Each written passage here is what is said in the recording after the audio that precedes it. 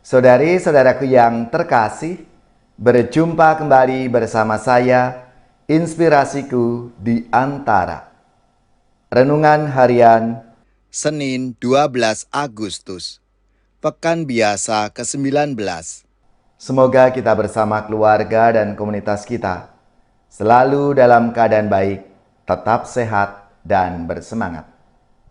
Marilah kita mengawali renungan kita hari ini dengan tanda kemenangan Kristus.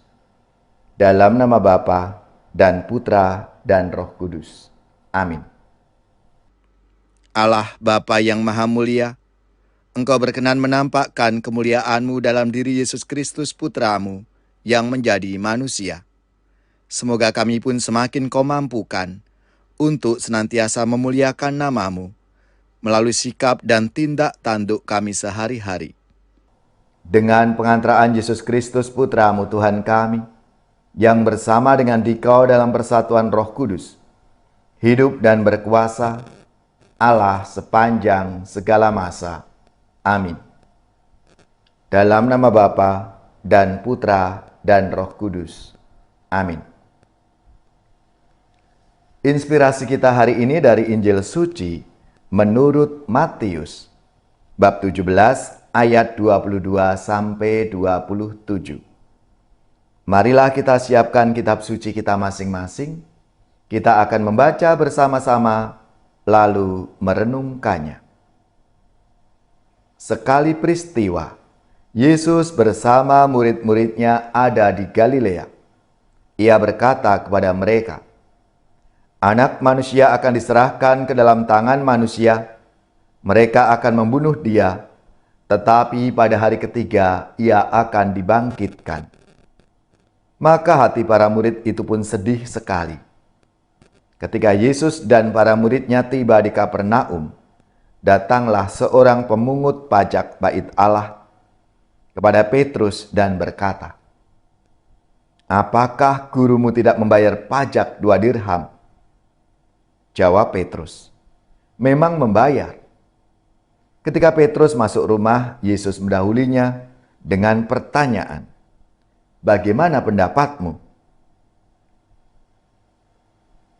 Dari siapa raja-raja di dunia ini memungut bea dan pajak? Dari rakyatnya atau dari orang asing? Jawab Petrus, Dari orang asing. Maka kata Yesus kepadanya, Jadi bebaslah rakyatnya. Tetapi agar kita jangan menjadi batu sandungan bagi mereka, pergilah memancing ke danau, dan ikan pertama yang kau pancing tangkaplah, dan bukalah mulutnya. Maka engkau akan menemukan mata uang 4 dirham di dalamnya. Ambillah itu, dan bayarlah kepada mereka, bagiku dan bagimu. Demikianlah sabda Tuhan. Terpujilah Kristus.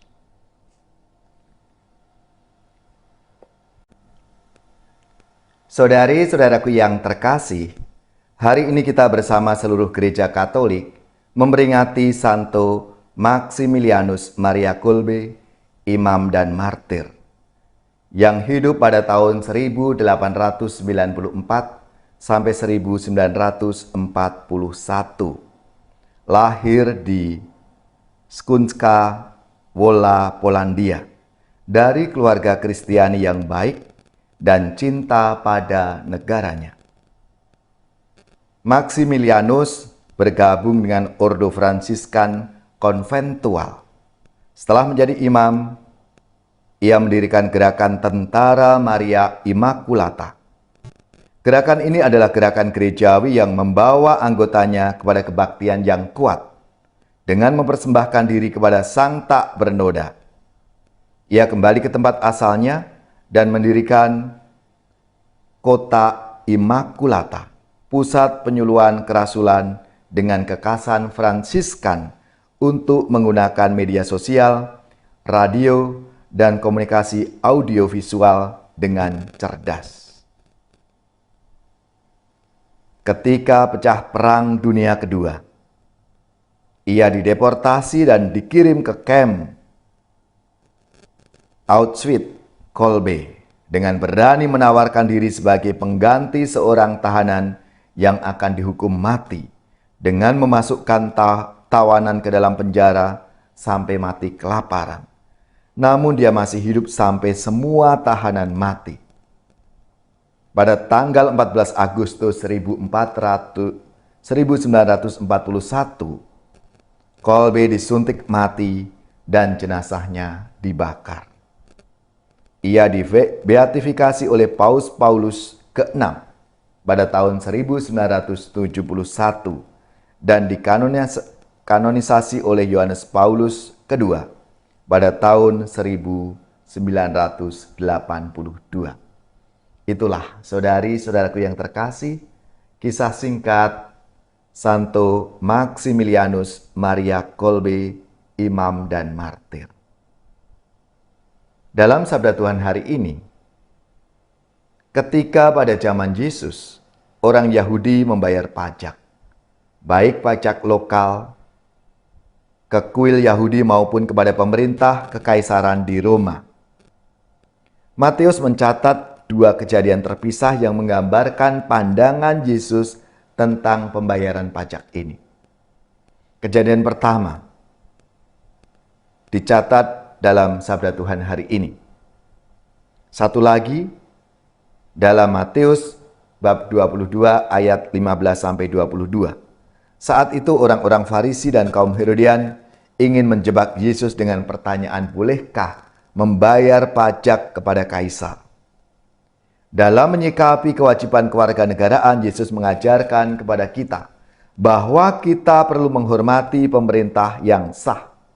Membayar pajak adalah salah satu kewajiban mendasar yang kita lakukan sebagai warga negara atas layanan yang kita nikmati dari negara.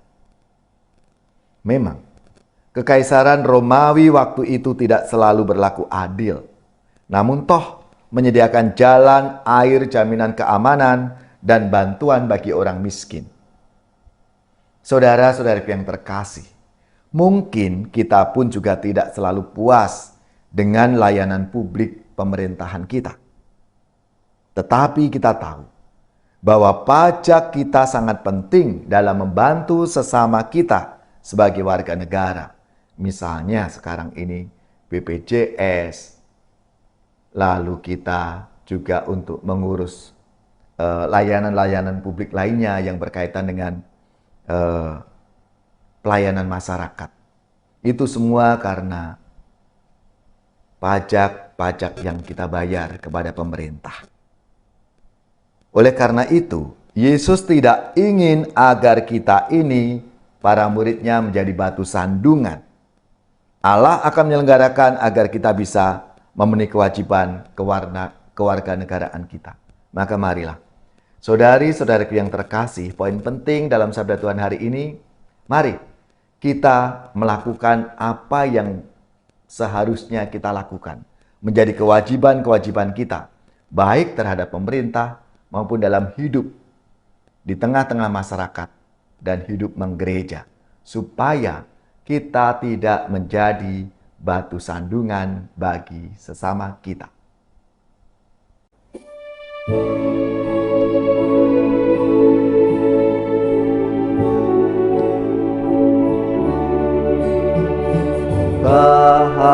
Bahagia manusia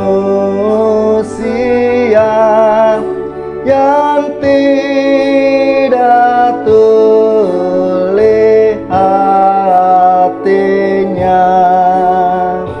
yang mendengar sabda Bapa, tekun melaksanakannya.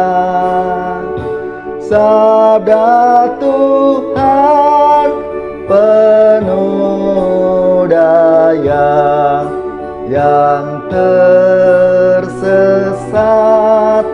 dipanggilnya, disembuhkannya yang luka, yang pasti dihidupkannya. Bahagia manusia yang menerima sang sabda yang sudah menggema dalam wujud manusia. Terpujilah, oh Sang Kristus, sabda kekal dan penebus, kebenaran, kehidupan, serta jalan keselamatan.